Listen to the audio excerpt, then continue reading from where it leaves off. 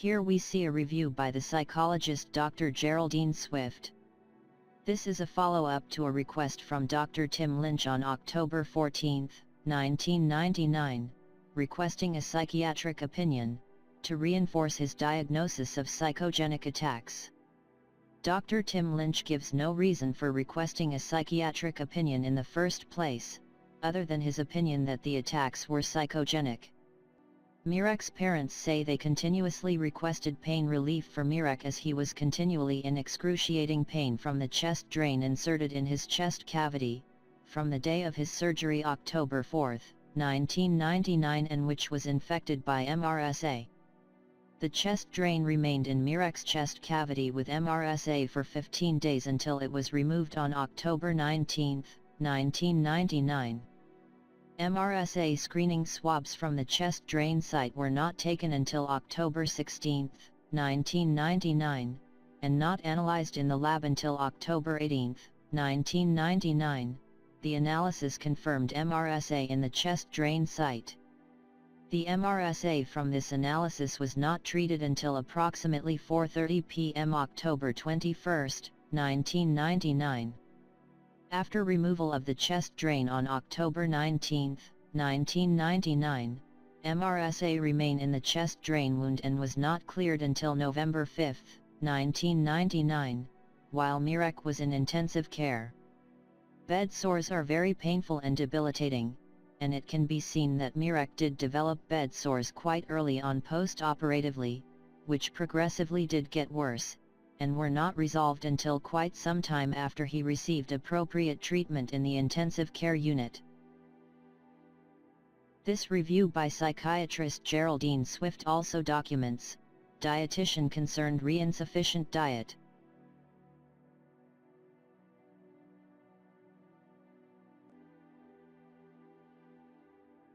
Mirek Bingham had a problem with swallowing, for which he had surgery on October 4, 1999 to correct his swallowing problem.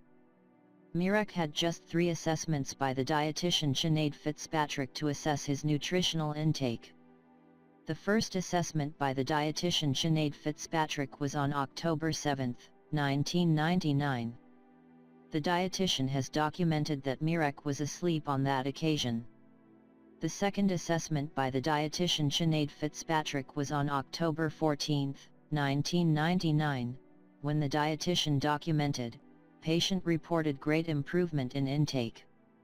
During this review on October 21, 1999, dietitian Sinead Fitzpatrick has documented, problem. Patient often asleep at mealtimes following seizures turns, and an estimation of Mirek's current intake is also documented. Also in point 2, the dietitian has suggested considering long-term options for nutritional intake, but has not documented what the long-term options should be. And then on the same day, just several hours after the previous report by the dietitian, we see at point 4 in a note by Dr. James O'Riordan, where he has documented speaking to the dietitian who feels Mirek's oral intake is abysmal and that Mirek may require nasogastric feeding.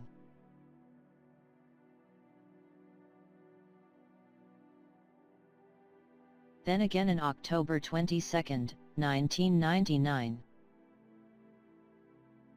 We see a note by enteral feeding documenting, Mirek's declining nutritional status since hospital admission. This total lack of care over 16 days is indicating that the nutritional status of this 16-year-old boy Mirek Bingham, who had just undergone surgery for a swallowing disorder, was being totally disregarded by the dietitian, nursing and surgical staff, day by day, for over 2 weeks, and can only be regarded as a gross violation of Mirek Bingham's human rights.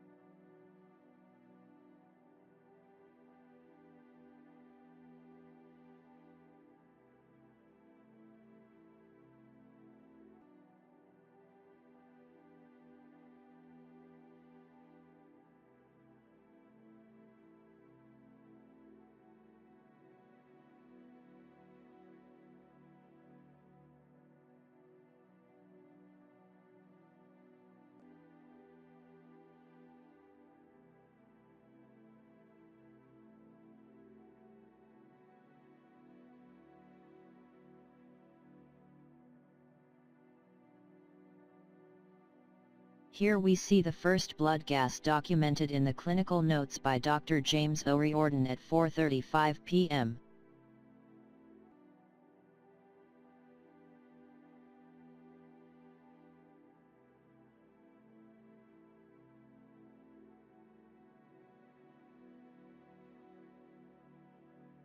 This is the second blood gas from October 21st. Documented by Dr. James O'Riordan at 4:49 p.m.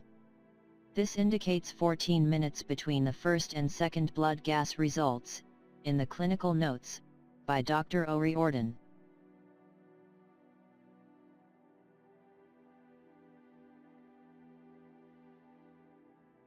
The lab biochemistry report for the first blood gas documents 4:25 p.m. as the reported time.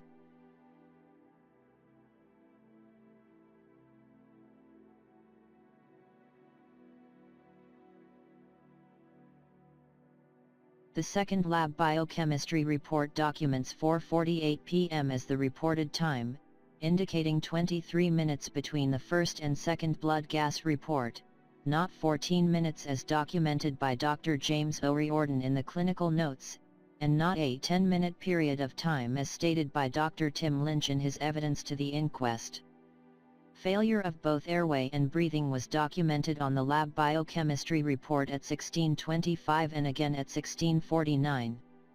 Therefore at 4:48 p.m. Mirek was still extremely oxygen dependent, and was by any definition in respiratory failure.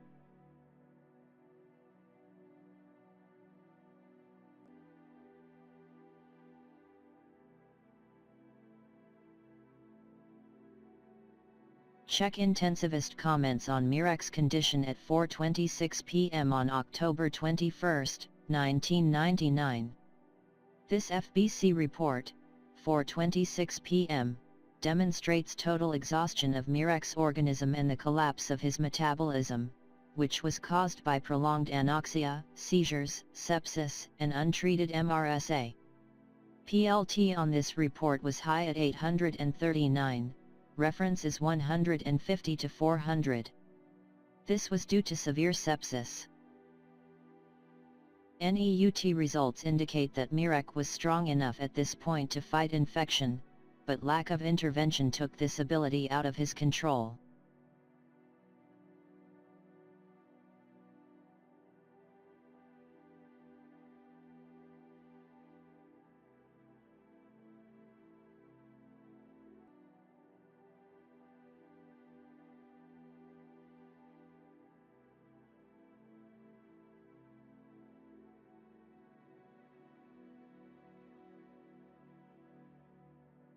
Check intensivist medical report. The hematology report, H91021.6219 indicates Mirek was still fighting, but was becoming weaker due to lack of intervention, which can be seen by the now higher PLT, which were 878. This now indicates a severe hemoglobin disorder due to severe sepsis. Vessels were getting clogged because of the high PLT. Mirek needed heparin/warfarin to thin the blood and open his blood vessels. O2 could not flow through the blood because of the delay in this treatment, and because treatment was not given at an early stage, Mirek had no chance of survival. CT scan was performed en route to ICU, which at this stage would be considered to have been irrelevant. It was more important at this stage to have Mirek admitted to ICU as soon as possible, ensure that his airways were secure, treat the seizures according to standard protocol, thin the bloods, give blood transfusion, plasma transfusion, part only, support the kidneys, load with vitamins, use the appropriate sensitive antibiotics. Proper nutrition passing the stomach, using intravenous pre-digested synthetically made food for the patient should have been used. By using enteral feeding directly into the gut, via tube, during ICU admission, this was harming Mirek's digestion, as he was no longer able to digest and resulted in bacteria in the stomach, which in turn causes bleeding and further complications.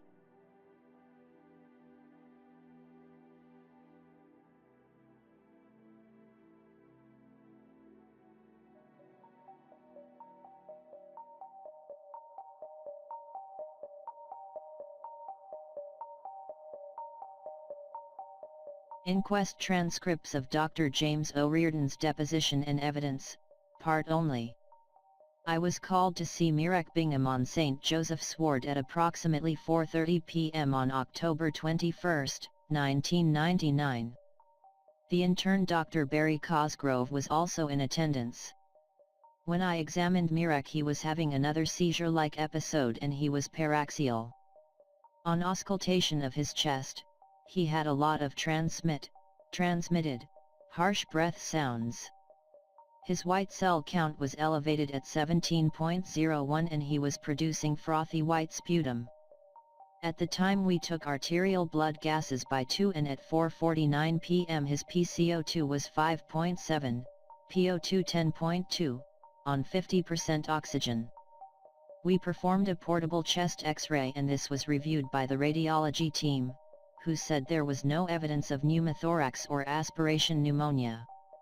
Due to his elevated temperature of 38.5 degrees C and because he had grown MRSA, in brackets, methicillin-resistant Staphylococcus aureus from his chest drain site, we took blood cultures and consulted with Dr. Rosemary Hone, consultant microbiologist. She advised to treat him with Bactroban topically 3 times per day to the chest drain site and also to commence him on teicoplanin 6 mg per kilogram, BD, twice daily intravenously for 48 hours. I then contacted the on-call physiotherapist because of Mirek's chest. She felt that it was mainly upper airway secretions that Mirek was producing. I also contacted Dr. Lynch's team because of these seizure-like episodes. I advised the nursing staff to keep Mirek nil by mouth until he was reviewed by the speech therapist in the morning.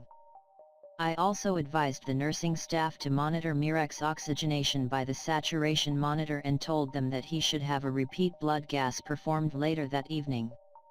Later that evening, Mirek had a respiratory arrest on the ward and was transferred to the intensive care unit. We continued to review Mirek while he was in the intensive care unit from a surgical point of view from the 24th of October until December 1999. That's the end of the statement.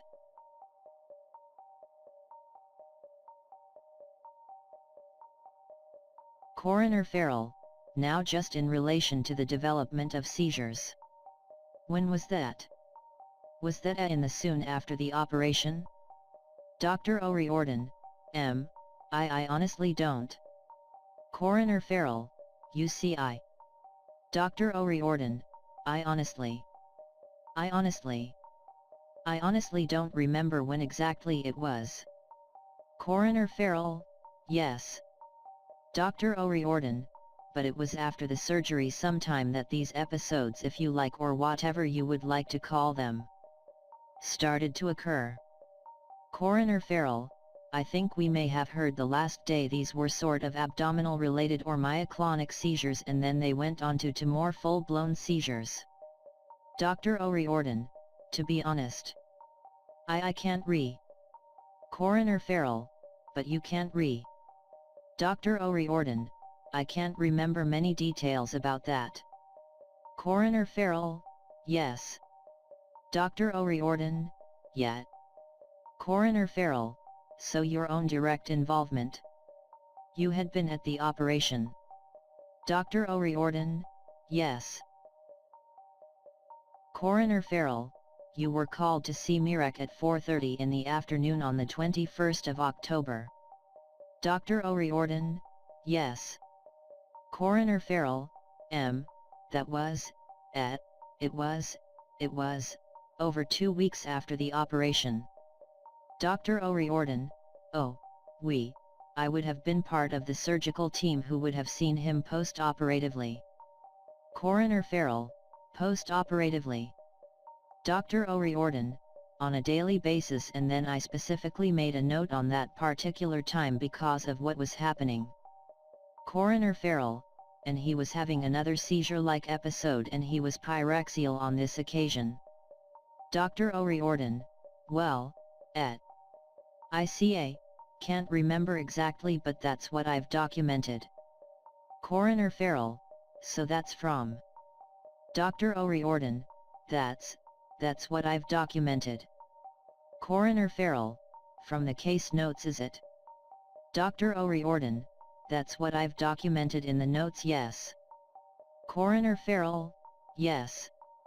And I think one of the concerns would have been whether there was aspiration pneumonia. Dr. O'Riordan, yeah, exact. Coroner Farrell, because of previous vomiting, I think. Coroner Farrell, or whether there was an ongoing pneumothorax after the Heller's myotomy. Dr. O'Riordan, correct. Coroner Farrell, is that the position? Dr. O'Riordan, yes. Coroner Farrell, at that time? Dr. O'Riordan, yes. And, in fact MRSA was isolated from the chest drain, and Dr. Rosemary Hone, who was the then consultant microbiologist. Coroner Farrell, recommended prophylactic treatment with teicoplanin, I think. Dr. O'Riordan, yes, that's right. From looking at the notes it sounds like I spoke to her by phone. Coroner Farrell, about the Dr. O'Riordan, and took her advice over the phone with regard to what antimicrobial therapy should be administered. Coroner Farrell, yes. And then you spoke to the on-call physiotherapist because of the chest condition, and then Dr. Lynch's team again in relation to those seizures.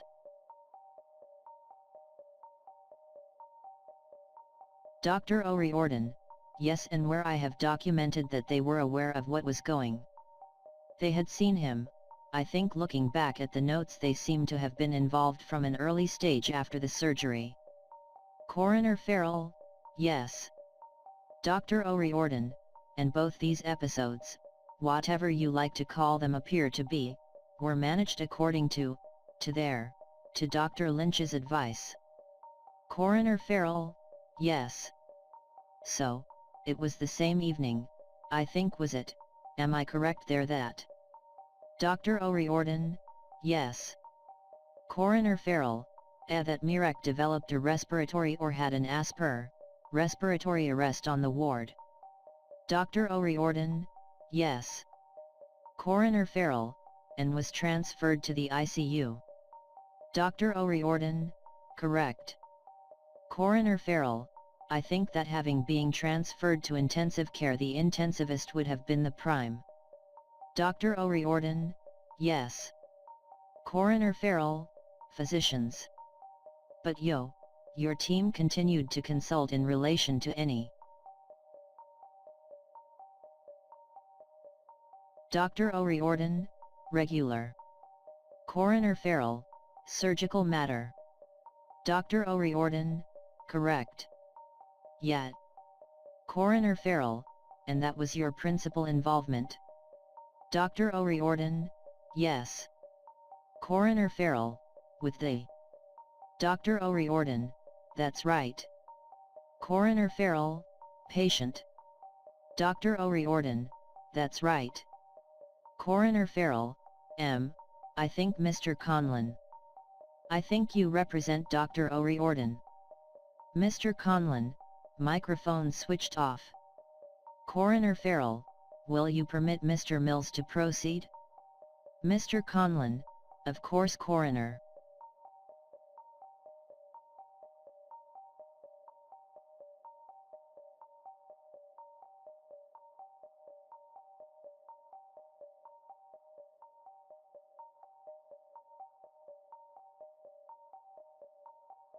Inquest transcripts. Dr. James O'Riordan questioned by the Bingham family's barrister Dr. Simon Mills. Dr. Mills: and at 4:30 when you saw Mirek Bingham? Dr. O'Riordan: yes.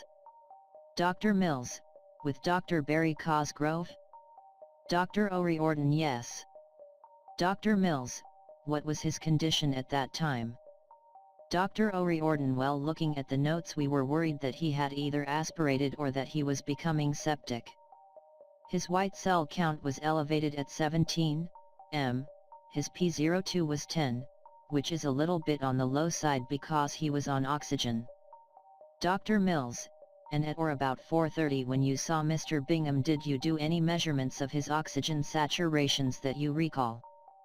Dr. O'Riordan: no, we went one step. Well, I don't recall. No, we went one step further. We did an arterial blood gas, which is a more accurate measurement. Dr. Mills: and what did that show? Dr. O'Riordan: it showed a P02 of 10 and a PC02 of 5.7 on 50% oxygen. Dr. Mills: and what does that indicate?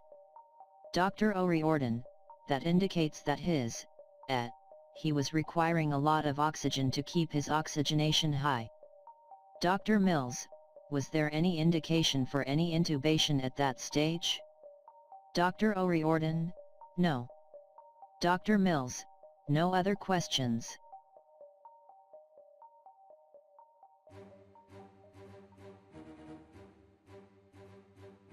On the morning of October 21, time is not annotated, the physiotherapist, C. Crowley, documented in the clinical notes, patient reviewed, decreased responsiveness, respiratory distress plus, audible secretions in the upper airway, pyrexia, 38.5, and rapid shallow respirations. There is no blood gas analysis documented by the physiotherapist C. Crowley, at the time of this morning review while Mirek was in respiratory distress plus, had decreased responsiveness, audible secretions, and a shallow rapid respiratory rate. Without documented evidence of Mirek's blood gases at this time, one cannot rule out the highly likely possibility that Mirek was in respiratory failure at the time of assessment by the physiotherapist, on the morning of October 21, 1999. No medical involvement was documented, and the only plan seemed to be for a PM review by the on-call physiotherapist. Therefore, Mirek was left for several hours in respiratory distress plus, or possibly respiratory failure. It would appear that neuro-observations were not made, or recorded on a regular basis. In the 19-hour period between 7 p.m. on October 20 and 4 p.m. on October 21, the nursing records suggest Mirek required supplemental oxygen therapy. There were precisely 4 recordings made of his oxygen saturations. It is impossible therefore to define the area under the hyposemia time curve and thus rule out a hyposemic ischemic insult. Nurse Colette Burke on October 21 has documented, had prox 15 episodes of seizure-like activity today, team aware. Did not take Rivotril or Alin today as drowsy plus. Mirek was in status epilepticus during this period.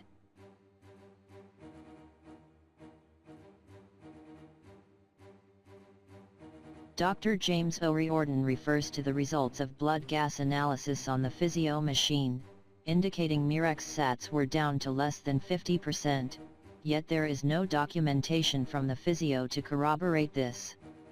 Dr. James O'Riordan then documents that Mirek was put on 100% oxygen for 10 minutes, but does not document by whom, or the specific time the oxygen was delivered. Also, it would be extremely unusual for this to be done in an unventilated patient, therefore, it is questionable if this was carried out. Furthermore, the time this was actually done and the method of delivery is not documented, and therefore not reliable. As the entire procedure was documented by Dr. James O'Riordan, it would therefore appear that Dr. James O'Riordan was deliberately attempting to cover up the length of time Mirek was in respiratory distress plus, as the clinical notes do not document Mirek receiving further intervention by the physiotherapists, and no intervention on foot of the morning physio report by the surgical team until 4:30 p.m. The medical records indicate that Mirek was profoundly desaturated prior to the administration of 100% oxygen. This would also imply that it took 10 minutes of administered oxygen to achieve 90 to 91% saturation. Dr. James O'Riordan documents that Mirek was given 100% oxygen and that, as his peripheral oxygen saturations improved to 91%, the administered oxygen concentration was subsequently reduced to 50%. Considering saturations of 91% are barely adequate for a pyrexial patient with increased oxygen requirements, and because this represents a partial pressure of oxygen very close to the steep part of the oxyhemoglobin dissociation curve, this was an imprudent intervention.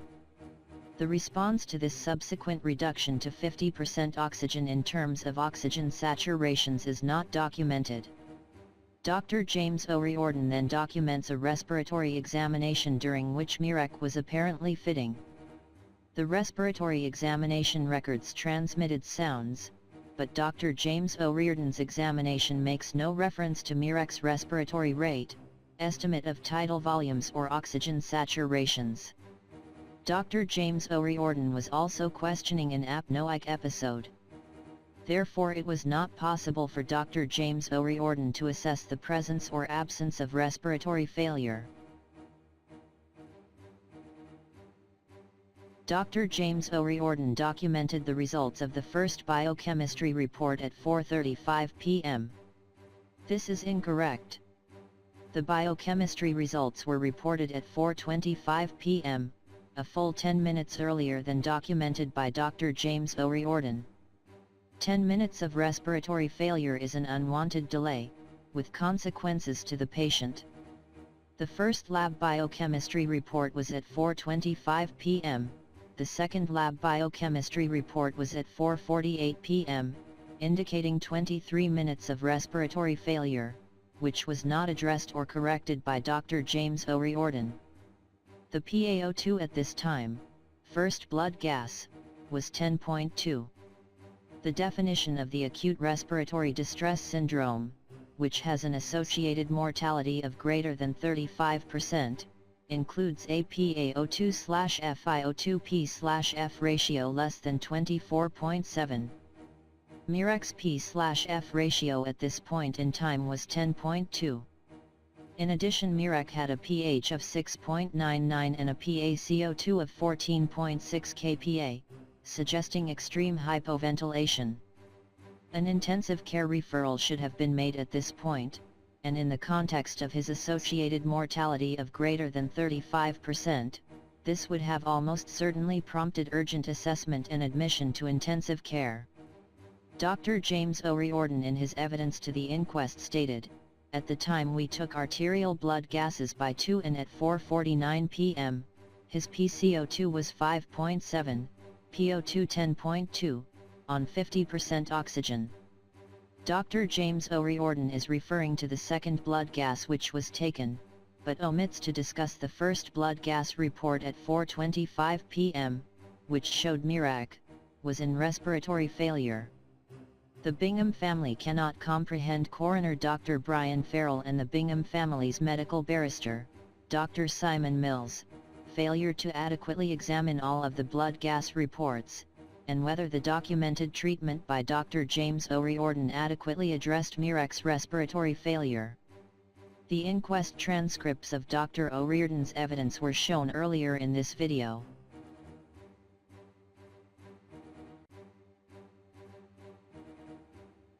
Despite the fact that Mirek's blood gases improved by 4:48 p.m., Mirek was still extremely oxygen dependent, PaO2 10.2 with a FiO2 of 0.5 and a P/F ratio of 20.4.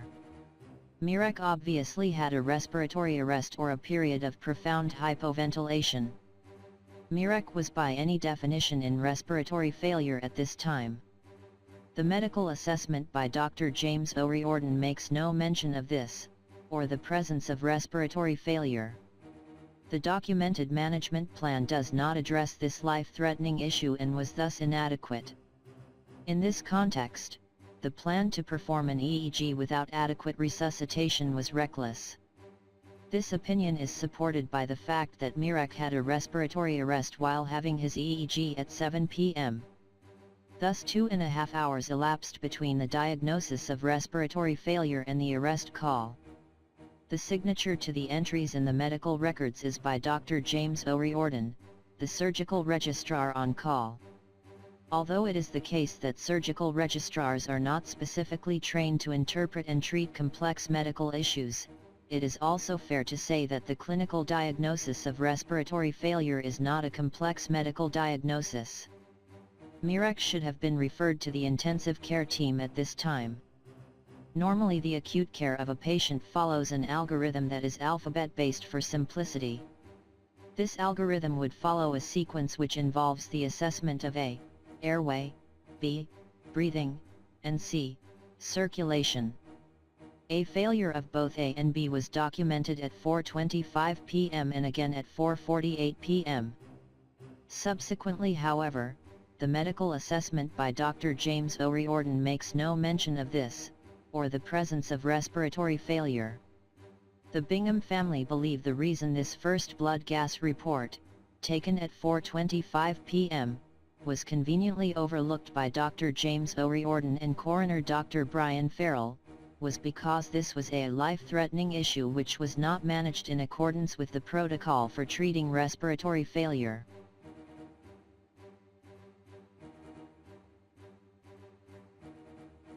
Dr. James O'Riordan acted with indifference and negligently, by allowing Mirek's respiratory status to deteriorate over a period of 2.5 hours, and by abandoning Mirek at 5 p.m. with no intervention, leaving Mirek in the care of the EEG technician, Ms. Katrin Plaisted, for a 2.5-hour period. During that 2.5-hour period, Mirek suffered an acute deterioration of his condition with respiratory arrest and cyanosis. At 7 p.m. a respiratory arrest call was made. When the crash team arrived at Mirek's room, the intensive care registrar carried out trachea intubation, with oropharyngeal tube and bag, and commenced ventilation. Mirek was comatose and had considerable tracheal secretions.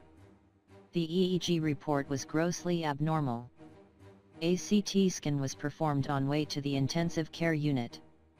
Mirek was not admitted into the intensive care unit until approximately 9 p.m., 2 hours after the respiratory arrest call was made.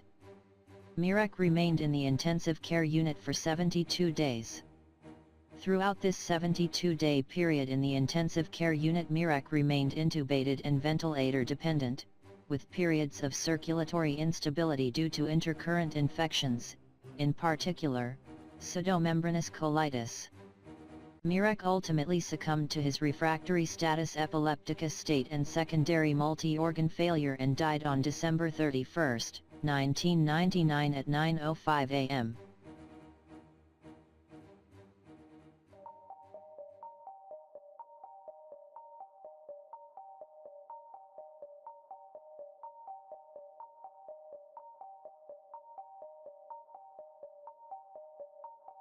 Dr. Barry Cosgrove was questioned as follows by Coroner Dr. Brian Farrell. Dr. Cosgrove, I have been requested to prepare a statement by the Dublin City Coroner, Dr. Brian Farrell. I am a qualified general practitioner and currently I am working as a registrar in palliative care in Sligo General Hospital. I qualified as a medical practitioner from UCD in 199, June 1999, and I commenced work in the Mater Hospital on the July 1, 1999 and worked there until October 2000. I was involved in the medical care of Mirek Bingham, 24, Hazelwood Avenue, Dundalk, date of birth May 25, 83. From October 6, 1999 to October 21, 1999 I was the surgical intern on Professor Gorey's team. Mirek was under our care following an elective Heller's myotomy performed on the 4th of the 10th 1999 and I was responsible for medical note-keeping and daily tasks on St. Joseph's Ward, where the patient was at the time. The patient post-operatively developed muscle contractions to an increasing frequency and I requested a neurology opinion from Dr. Tim Lynch, as per Professor Gorey's instructions on the October 8th. On the evening of October the 21st the patient was undergoing an electroencephalogram on the ward.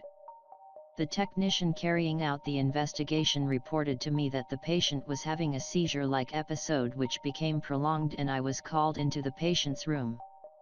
I was immediately concerned and on assessing the guy's condition I called for the arrest team on call. The patient was then stabilized and transferred to the intensive care unit.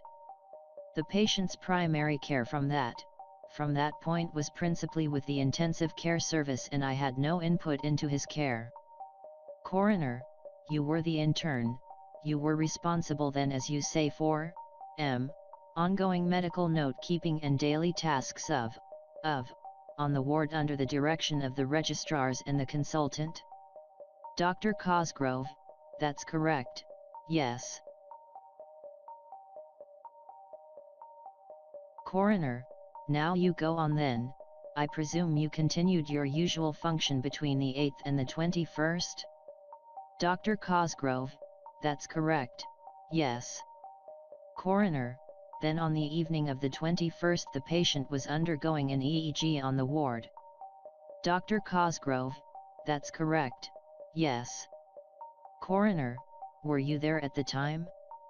Dr. Cosgrove, I can't recall all of the details but I know that I was called into the room at the time. The technician came out looking for a doctor and I went into the room then. Coroner, and you say there was a seizure-like episode? Dr. Cosgrove, yes. Coroner, which was prolonged? Dr. Cosgrove, well the timing I am not sure of in recollection, it's been 8 years now but I used the term prolonged in that it was, the technician obviously brought my attention to it. Coroner, to it, yes. Dr. Cosgrove, and I decided to assess him then. Coroner, and was there then a respiratory arrest? Dr. Cosgrove, well from my recollect, from what I can see in the notes, the medical registrar, I must have said it to her, there is a prolonged apnea spell, which is where, I think that is mentioned in the notes, where it was greater than 60 seconds. I think it says in the note, not my note now. Subsequent to one of my notes there is a note from the medical registrar saying that there was respiratory arrest. Coroner, 60 seconds? Dr. Cosgrove, I think that is in the notes, yes. I will have to go through it now to find it. Coroner, and then the arrest team, a crash call was made, as it is referred to, is that right? Dr. Cosgrove, yes, well I mean the crash. Interjection. Coroner, an arrest call. Dr. Cosgrove, arrests call, yeah, medical team. Coroner, and you were there while the arrest team stabilized Mirek and transferred him to the intensive care unit? Dr. Cosgrove, to my recollection, yes. Coroner, then the intensivists were primarily involved. Dr. Cosgrove, he was transferred then to the intensive care unit, yes. Coroner, and you had no further input into the care of the patient? Dr. Cosgrove, no, he was under the care of the anesthetist in intensive care.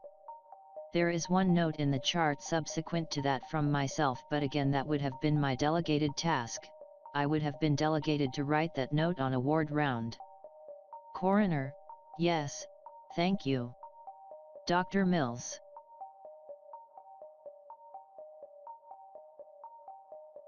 Dr. Cosgrove was questioned as follows by Dr. Mills. Dr. Mills, Dr. Cosgrove, good morning. Dr. Cosgrove, morning. Dr. Mills, I don't propose to keep you very long. I think that unlike Mr. O'Riordan you probably had greater day-to-day contact with Mirek Bingham, would that be right? Dr. Cosgrove, well as I say, I was on the ward. My role as the intern was to do a lot of the note writing and ordering of tests and such things. Dr. Mills, okay. Would you accept that on the October 12th, the night of the 12th into the October 13th, he was admitted to the high dependency unit and the intensive care unit?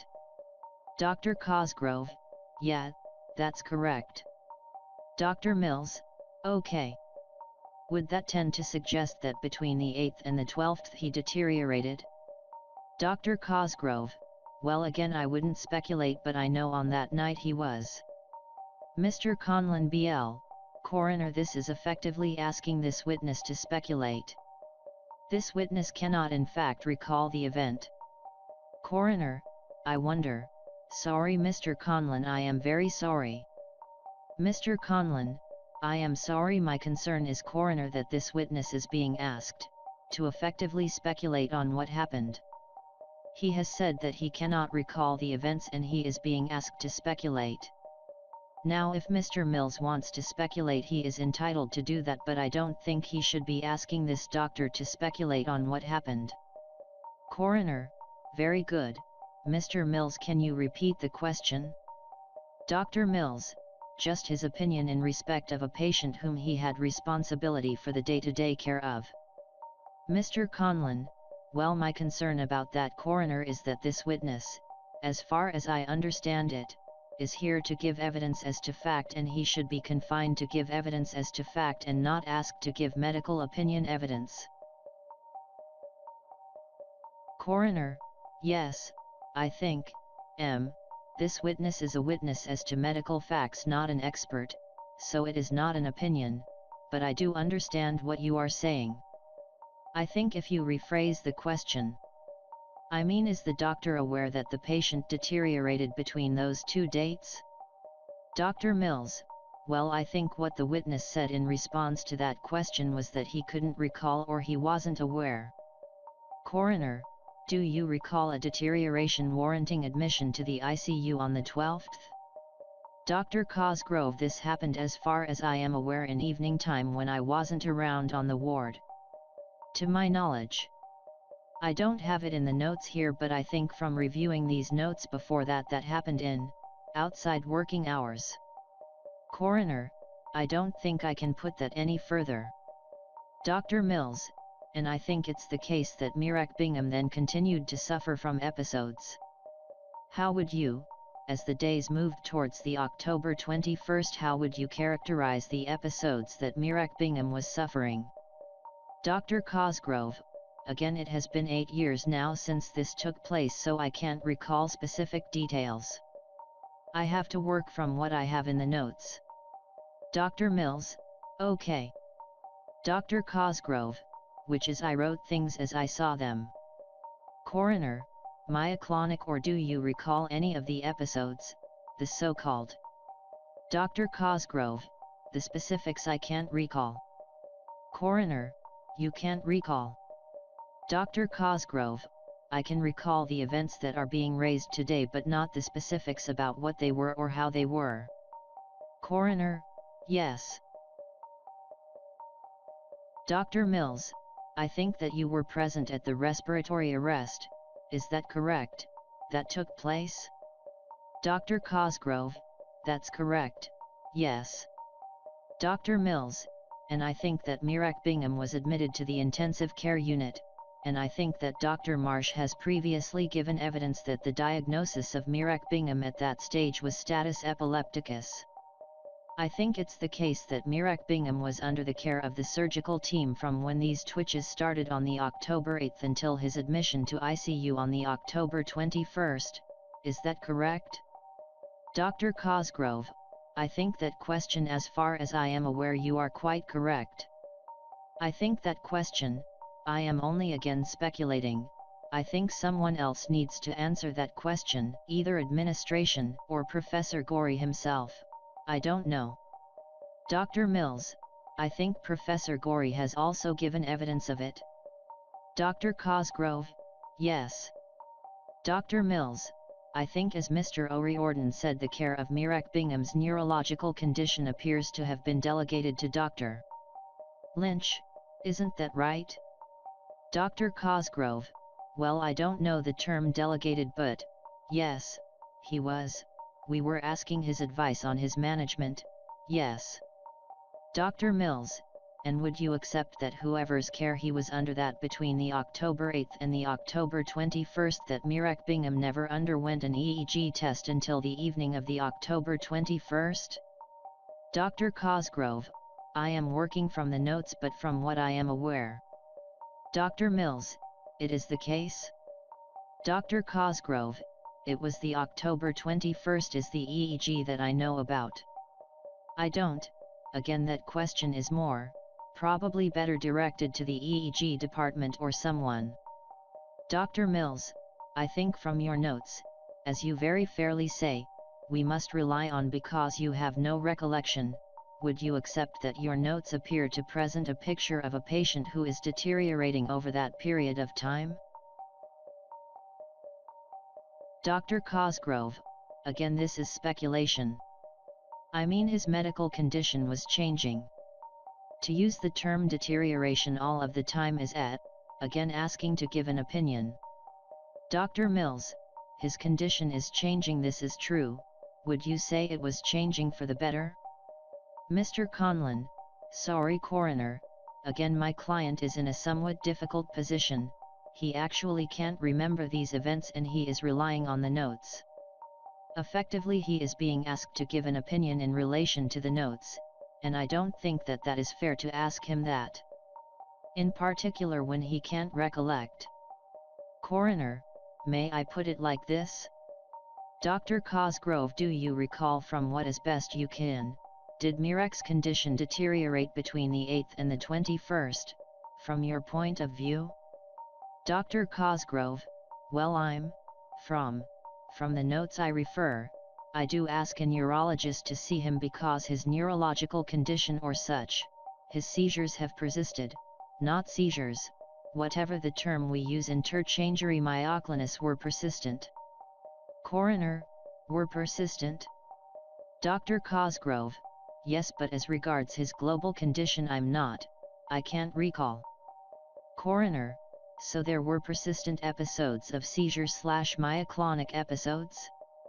Dr. Cosgrove, well, again, yes, that's in the notes. I am recalling it from that, in the notes. I have referred to that on several occasions. Coroner, I think Dr. Mills, Dr. Cosgrove was the intern, I think. Interjection. Dr. Mills, oh, absolutely.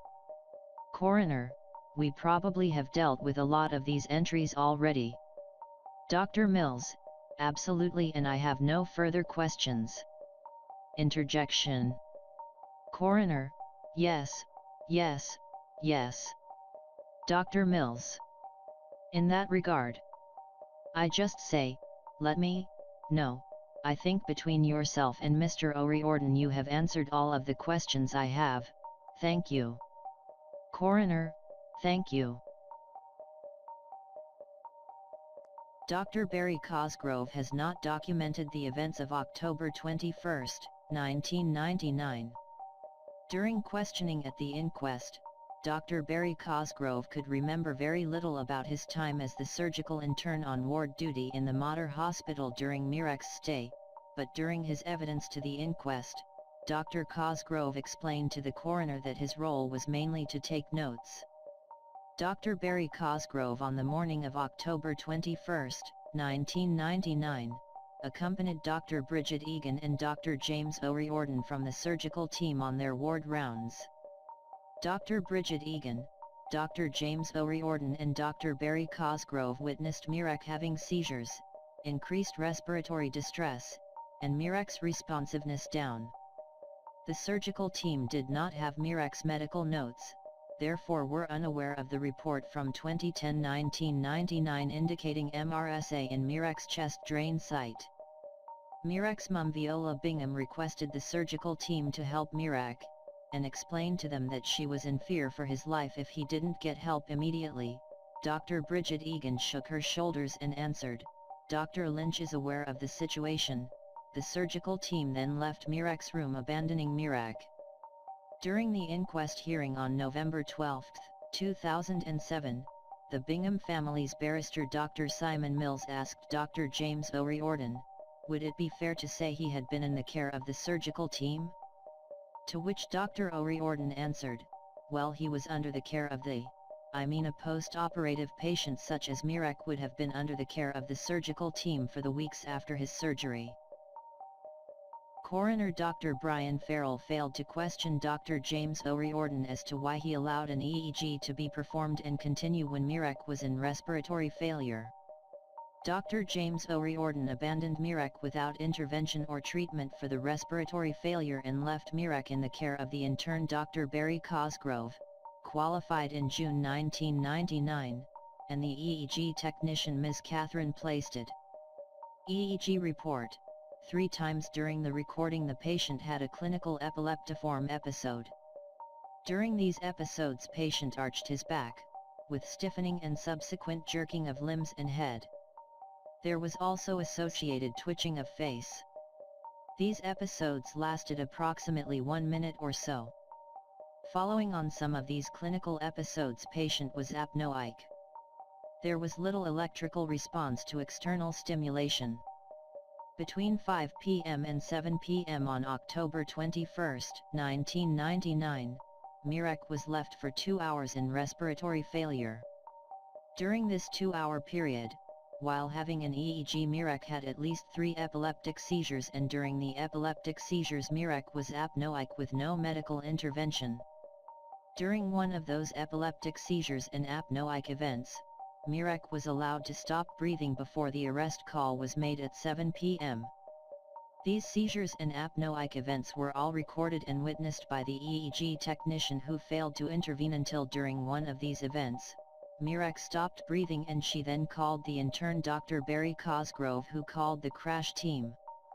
Sometime shortly after the respiratory arrest, the clinical records document a discussion between Dr. Rachel Cooney, where Dr. Tim Lynch advised Dr. Cooney to treat a seizures, as he had been verbally advised by the EEG technician Ms. Catherine Plaisted that the EEG report was consistent with seizure activity. So, the EEG technician Ms. Catherine Plaisted verbally advised Dr. Tim Lynch that the EEG report was consistent with seizure activity. Therefore Ms. Catherine Plaisted witnessed at least 3 epileptic seizures and apnoic events before contemplating getting help for Mirek at 7 p.m. Dr. Rachel Cooney, medical registrar on call, documented respiratory arrest called 7:05 p.m. approximate oropharyngeal tube and bag. Good output.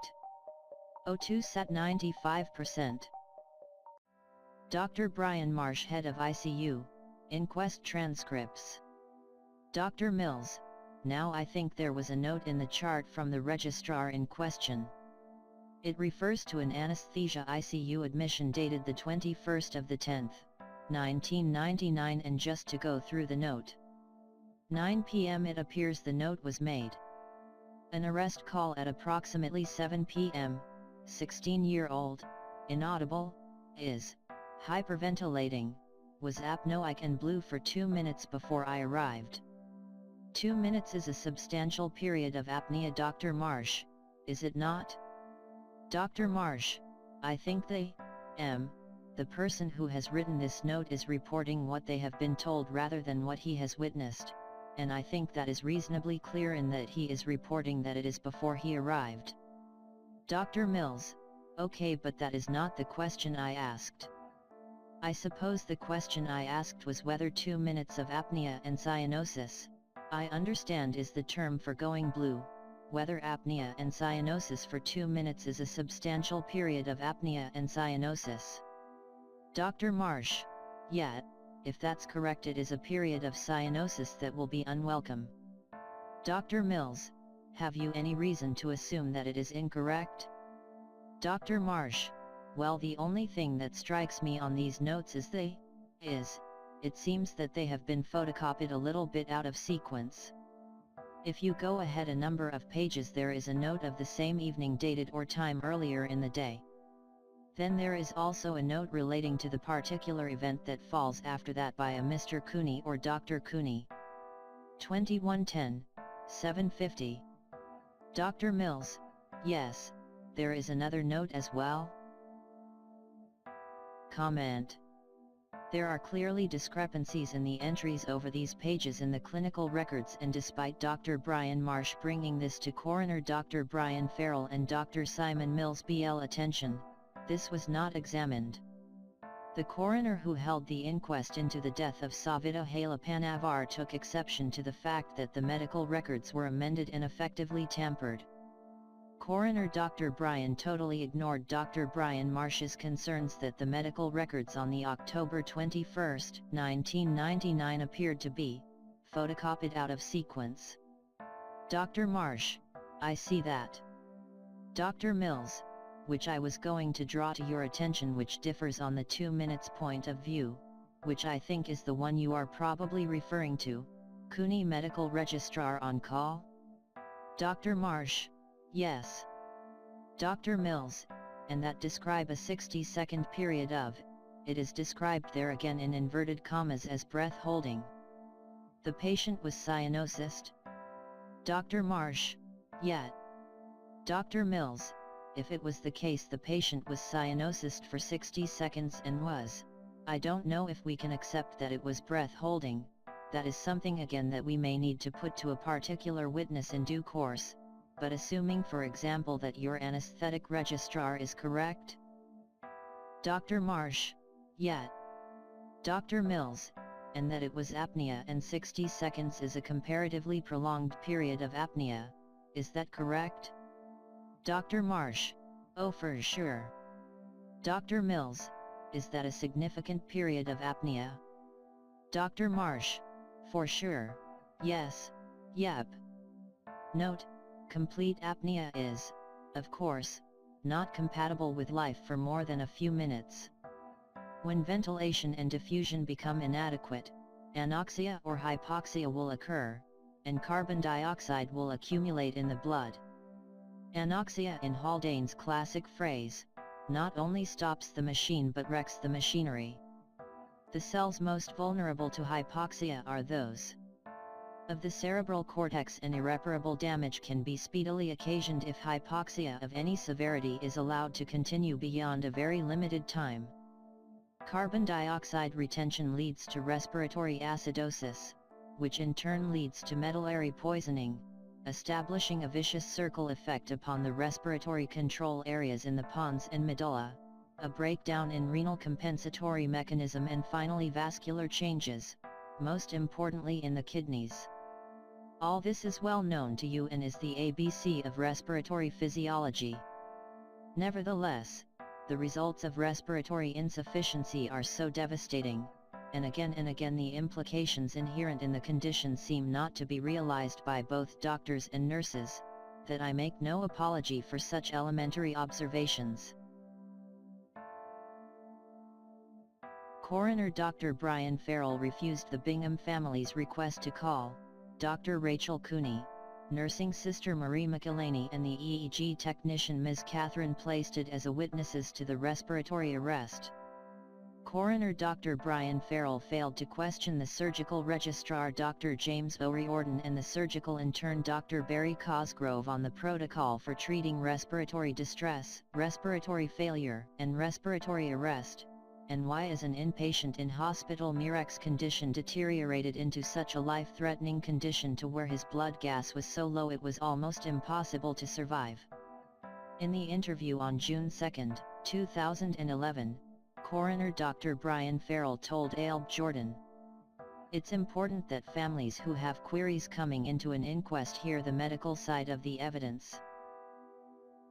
In his summing up of the inquest hearing on November 12, 2007, Coroner Dr. Brian Farrell gave a totally inaccurate representation of the documented events of October 21, 1999, when he stated, "On the 21st he had a seizure, so this was a respiratory event, arrest, following a seizure on the 21st whilst he was having physiotherapy, and his breathing stopped for over 60 seconds and he became cyanosed. I think phenytoin was restarted intravenously, and when the MRI scan, EEG scan, EEG test was performed later on October 21, confirmed a right-sided epileptiform focus, and then I think there were concerns about again, speculation about the nature of this seizure activity." Comment: the respiratory arrest followed a seizure while having an EEG, not when he was having physiotherapy. Phenytoin was not restarted intravenously until after the EEG and CT scans were completed, and Mirek was taken to ICU at 9 p.m. The medical records from October 21 have no documented concerns or speculation regarding the nature of the seizure activity, but the medical records on October 22, 1999 do document Dr. Tim Lynch revising his misdiagnosis of pseudoseizures to status epilepticus, not epilepsy partialis continua. The misleading information stated above by Coroner Dr. Brian Farrell can only be interpreted as summing up by the coroner of his own evidence. The coroner is forbidden from given evidence. November 5, 1999 ICU care incident. Septic shock occurred at 7 p.m. Response was inadequate, 5-hour delay before use of inotropes. No comment in medical notes regarding Mirek's fluid balance of plus 12 L, which is enormous amount of fluid for a 43 kilograms, 16-year-old child. For Coroner Dr. Brian Farrell and pathologist Professor Michael Farrell to consider the above to be insignificant or unrelated to the cause of death is not acceptable to the Bingham family. Coroner Dr. Brian Farrell and pathologist Professor Michael Farrell were negligent and incompetent in their handling of Mirek's case. As the above matters were not examined and expert witness reports and protocols were suppressed, in order to cover up the negligence and disregard by the surgical and neurological teams who were entrusted by Mirek's family to treat and care for Mirek, as they would have expected from all medical professions caring for patients in any hospital situation. The mitochondrial defect was a best fit diagnosis, to cover up the real cause of Mirek's death, which was the negligence, mismanagement, and total disregard for Mirek's well-being and worsening condition, shown by the surgical and neurological teams. Such total disregard would have placed any child, with or without a mitochondrial defect, in an irreversible, life-threatening situation. On the balance of probabilities, there is more evidence of medical misadventure than a mitochondrial disorder having caused Mirek's death. Following Dr. Tim Lynch's evidence, his counsel, Mr. Michael Conlon BL, requested Professor Tim Lynch to comment on the events between 4:30 p.m. and the respiratory arrest call at 7 p.m., in particular Mirek's blood gases and oxygen saturation. Dr. Tim Lynch is a neurologist. He is not an intensivist, and therefore he was giving evidence on situations outside of his expertise. Dr. Tim Lynch was not an appropriate person to comment on the blood gases from October 21, 1999. Dr. Tim Lynch's counsel, Mr. Michael Conlon BL, and Coroner Dr. Brian Farrell objected to witnesses giving evidence on situations outside of their expertise.